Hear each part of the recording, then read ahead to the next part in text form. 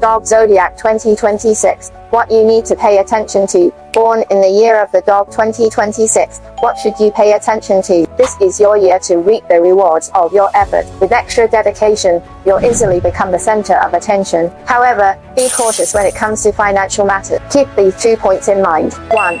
Don't worry about problems before they happen. Overthinking only creates unnecessary stress. 2. Try to resolve conflicts early and avoid arguments. Be careful not to get involved in legal dispute. Your key focus for the year should be nurture your inner peace. Wishing you a thriving family and abundant wealth in the coming year. If you were born in the year of the dog and you still have more questions, follow Master Lay. I'll pick the first 3 comments to answer.